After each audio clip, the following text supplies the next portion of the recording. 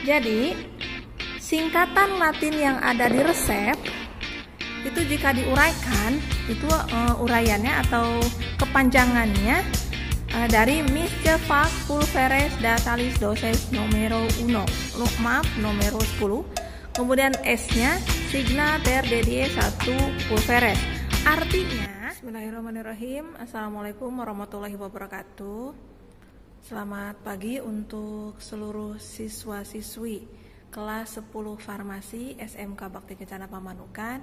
Hari ini Ibu akan menjelaskan mengenai jurnal resep serbuk ya, dimana jurnalnya sudah minggu kemarin kalian dapat, dan hari ini saya akan menjelaskan bagaimana cara pengerjaan jurnalnya. Nah, sebelum kita mengerjakan atau menjelaskan mengenai bagaimana tahapan mengerjakan jurnalnya, pastikan dulu sekarang kalian posisinya sudah pegang hasil printout kemarin jurnal yang sudah saya instruksikan ya, yang 3 halaman itu yang kunci jawaban. Oke, pastikan semuanya kalian sedang pegang jurnal tersebut ya. Baik, ini resep yang akan saya berikan, di mana kunci jawabannya sudah kalian pegang saat ini, dan itu adalah pengerjaan jurnal resep dari resep tersebut. Ini nih yang sedang saya tampilkan, resepnya ini dan kunci jawaban jurnalnya yang sudah kalian pegang. Di sini dikatakan resep ini berasal dari Dr. Dina dengan surat izin praktek 006/105/Subang 2020, Jalan Semboja nomor 15 Subang, telepon sekian. Oke, itu untuk kop resepnya. Nah, di sana tercantum nomor 1, ini resep untuk nomor 1, dan tidak ada keterangan tanggal resep di sana. Tidak ada tanggal resep, tanggal kapan ditulisnya resep tersebut, gitu ya. Hanya ada keterangan Subang dan tahun penulisannya saja ya, tapi tanggal dan bulannya tidak ada. Oke, untuk resepnya di sini ada 2 nama obat. Yang pertama Fasidol 500 mg, tablet setengah. Kemudian ada Aleron tablet setengah. Oke, ini perintahnya adalah MF Pulveres DTD nomor 10. Kemudian ada aturan pakainya STDD 1 Pulveres. Nah, untuk yang 2 baris ini pastikan kalian mengetahui artinya. Saya akan coba tuliskan artinya ya. Ya. Untuk MF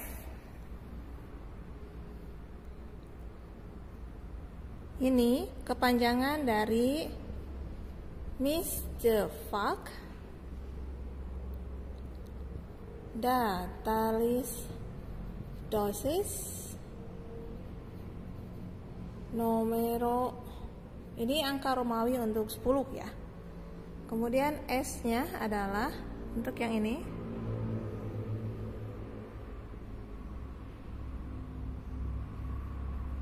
Signa Ter Dedie 1 ya, 1 atau 1 ya, itu bahasa Latin untuk angka 1, Pulveres. Oh, mohon maaf, ini ada yang terlewat. MF Pulfnya ini saya coba tarik di sini ya. Pulveres. Oke. Jadi, singkatan Latin yang ada di resep itu jika diuraikan, itu uraiannya atau kepanjangannya dari Miscefac Pulveres Datalis Doses nomor 1, nomor 10. Kemudian S-nya Signa Ter Dedie 1 Pulveres. Artinya Miscefac itu campur dan buatlah. Pulveresnya adalah serbuk terbagi. Campur dan buatlah serbuk terbagi, berikan dalam dosis sekian atau tersebut sebanyak 10 bungkus. Yang dimaksud berikan dalam dosis sekian itu yang mana? Yang ini. Fasidol 500 mg-nya setengah tablet, Aleronnya setengah tablet. Datalis dosis, berikan dalam dosis sekian. Artinya setengah tablet itu untuk 1 kali minum. Sekali lagi, ketika ada keterangan datalis dosis, berarti angka keterangan yang berada di samping nama obat ini menunjukkan untuk sekali minum atau 1 bungkus. 1 bungkus ya. Setengah tablet ini untuk 1 bungkus. Di sini dikatakan diminta untuk bikin 10 bungkus. Ya. Di sini diminta dibuat 10 bungkus. Di mana 1 bungkusnya mengandung setengah tablet Fasidol dan setengah tablet Aleron. Untuk yang aturan pakai STDD 1 pulv. Kepanjangannya Signa Ter Dedie 1 pulveres. Artinya tandai sehari 3 kali. Ter Dedie itu seharinya 3 kali. Di mana sekali minumnya adalah 1 bungkus, 1 pulveres. Jadi sekali lagi kesimpulan dari singkatan Latin ini adalah bahwa kalian diminta untuk mencampur dan membuat obat dalam bentuk serbuk terbagi, serbuk ya, sebanyak 10 bungkus, di mana tiap-tiap bungkusnya mengandung setengah tablet Fasidol, setengah tablet Aleron. Dan untuk etiketnya nanti di plastik lipnya kalian beri tanda 3 kali sehari 1 bungkus. Seperti itu. Nah, resep ini ditujukan untuk Vika yang usianya 12 tahun tanpa alamat dengan berat badan 35 kg. Oke. Itu adalah penjelasan mengenai resepnya. Jadi sebelum mengerjakan jurnal, fahami dulu apa yang akan kalian kerjakan. Fahami dulu resep apa yang kalian terima dari dokter. Oke. Sekarang kita mulai mengerjakan jurnal. Nah, untuk yang bab 1, lihat di jurnal yang sudah kalian pegang. Bab 1 itu mengenai kelengkapan resep. Seperti yang sudah saya jelaskan sebelumnya, untuk mengisi kelengkapan resep hanya ditulis yang tidak adanya saja. Ada berapa poin kemarin untuk kelengkapan resep? Ada 14 ya. Apa aja? Ada nama dokter, alamat dokter, surat izin praktek dokter, kemudian tanggal penulisan resep, ada tanda pembuka R, nama dan jumlah obat, kemudian cara pembuatan obatnya, aturan pakai obatnya seperti apa, nama pasien, alamat pasien, berat badan pasien, umur pasien, dan paraf dokter. Nah, sekarang dari 14 poin tadi, kita lihat apa yang tidak ada. Lihat. Tanggal penulisan resep tidak ada. Ya, tanggal penulisan resep tidak ada. Kemudian apalagi? Alamat tidak ada. Makanya di sini jawabannya adalah tidak ada tanggal penulisan resep dan tidak ada alamat pasien. Nah, untuk yang tidak ada alamat pasien, kenapa diberikan tanda kurung tanyakan? Sedangkan untuk yang penulisan resep tidak, alamat itu wajib ditanyakan. Karena ini berkaitan nanti dengan tepat pasien. Ya, pasiennya harus tepat. Jangan obatnya sudah betul, cara pembuatannya sudah rapi, ternyata diberikan ke pasien yang salah hanya gara-gara tidak tahu alamatnya. Karena tidak menutup kemungkinan nanti di apotek ada pasien dengan nama yang sama. Nah, untuk membedakan antara pasien yang satu dengan yang lainnya, salah satunya adalah dari alamat. Jadi untuk alamat pasien ini wajib ditanyakan. Kenapa untuk tanggal penulisan resep tidak wajib ditanyakan? Karena tanggal penulisan resep tidak berpengaruh nanti terhadap tanggal kadaluarsa obat. Artinya gini, terlepas dari pasien berobat kapanpun, misalnya berobatnya sudah 1 tahun yang lalu, tapi baru nebus obatnya sekarang, tidak jadi masalah. Yang nanti harus diperhatikan adalah tanggal pembuatan obat. Kalau tanggal penulisan resep itu tidak penting ya, tidak kurang penting gitu. Tapi kalau tanggal pembuatan obat itu wajib karena nanti yang akan menentukan kadaluarsa obat. Oke, itu untuk nomor 1 ya. Kemudian kita akan jelaskan untuk yang bab 2, keterangan. Kemarin di keterangan itu dikatakan bahwa yang dicantumkan di keterangan adalah mengenai resep standar. Ya, kemudian buku referensi. Kemudian isi zat aktif dan dosis. Oke. Untuk resep standar. Resep standar di sini dikatakan ini fasidol, isinya apa? Karena fasidol itu nama merek. Ya, fasidol itu nama merek dagang. Nah, sekarang kita cari tahu dulu fasidol itu zat aktifnya apa? Isi zat aktifnya apa? Nah, di sini cara mencari fasidol itu bisa dilihat dari buku ISO. Di lembar jawaban yang kalian pegang itu dikatakan jawabannya adalah dapat dari buku ISO volume 50 halaman 37. Oke. Halaman 37. Bagaimana cara mencarinya? Seperti apa itu bentuk buku ISO, informasi spesialis obat? Nah, ini saya coba siapkan dulu bukunya ya.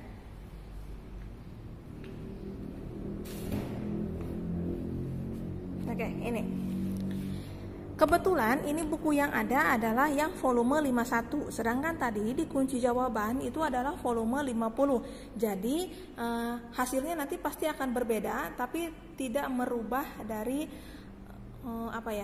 prosedur. Jadi ini hanya teknis cara mencarinya saja. Yang pertama kita lakukan adalah cari merek fasidol.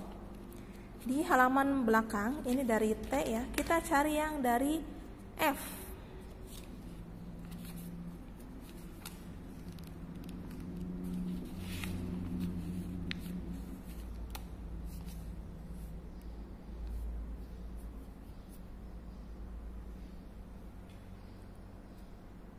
Apakah ada di sini merek fasidol?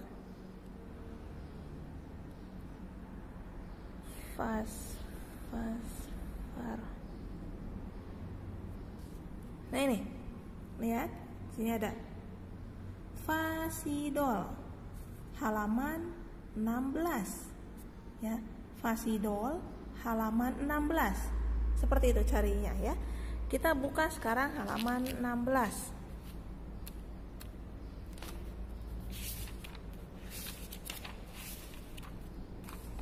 Oke, ketemu halaman 16, kita cari fasidol. Ini, lihat, fasidol, isinya. Nah, cara bacanya gini, ini huruf yang kapital semua dengan warna yang tebal, hitam tebal atau di bold ya. Ini mereknya, fasidol. Nama yang ada di sampingnya, ini yang di tengah-tengah, ini nama pabriknya, pabrik yang memproduksinya.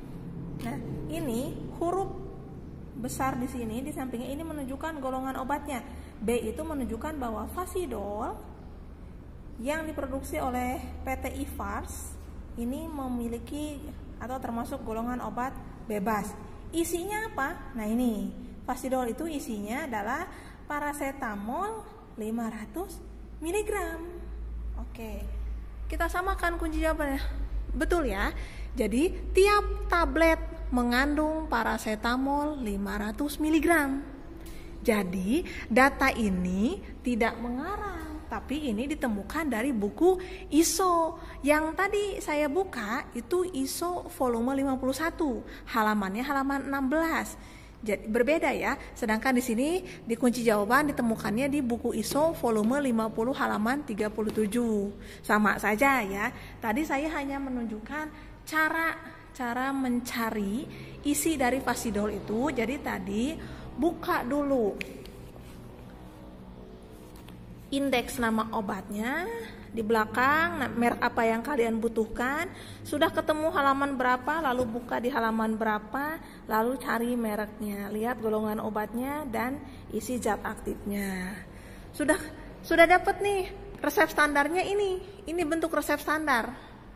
Ini namanya resep standar, Fasidol. Tiap tablet mengandung paracetamol 500 mg. Itu namanya resep standar, di mana dalam resep standar memuat isi zat aktif. Dapatnya dari buku apa? Apa buku referensi yang mengatakan bahwa Fasidol itu mengandung paracetamol 500 mg? Yaitu buku ISO volume 50 halaman 37. Oke, selanjutnya tadi dosis. Yang dicantumkan di sini, kenapa dosis anak saja? Kemana dosis dewasanya? Kemana dosis untuk usia lanjutnya? Kenapa tidak dicantumkan? Kembali lagi ke resep. Lihat, kita mau membuat jurnal resep pasien siapa dengan usia berapa? Di sini dikatakan pasiennya Vika usia 12 tahun. Ya berarti dosis yang dicantumkan di sini yang kalian cari itu cukup dosis anak saja. Ini juga sama, ketemunya ada di ISO tadi yang Fasidol. Kita cari mana untuk anak.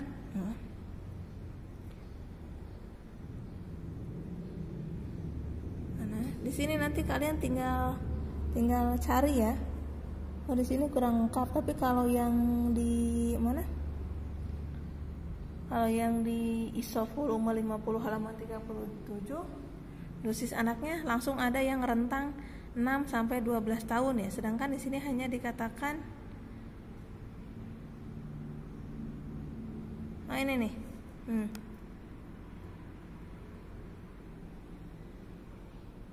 Fasidol 6 sampai 12 tahun, sehari 3 sampai 4 kapsul ya.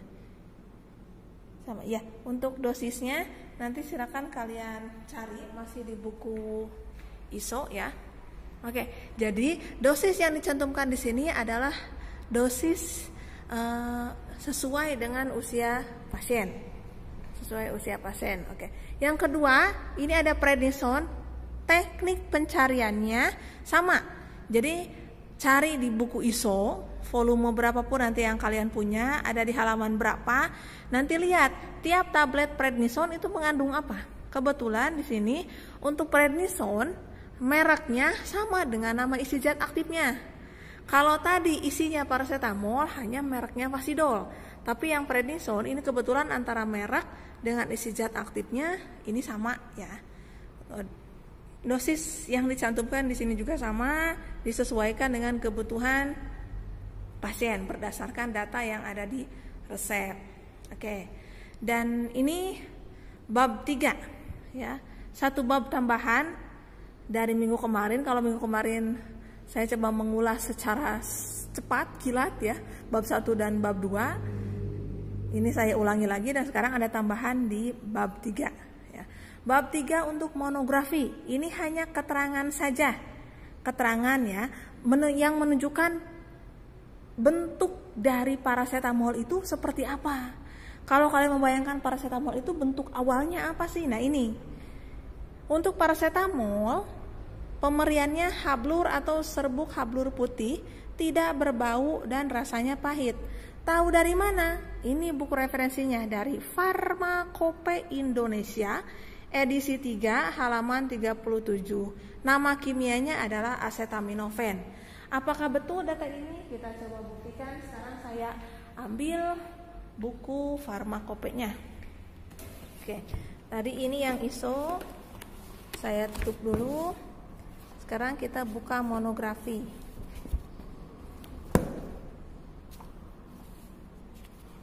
Cari nama paracetamol.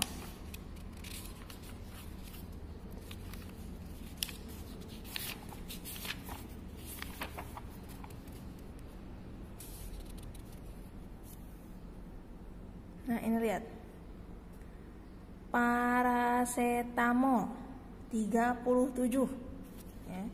Kita sekarang buka halaman 37.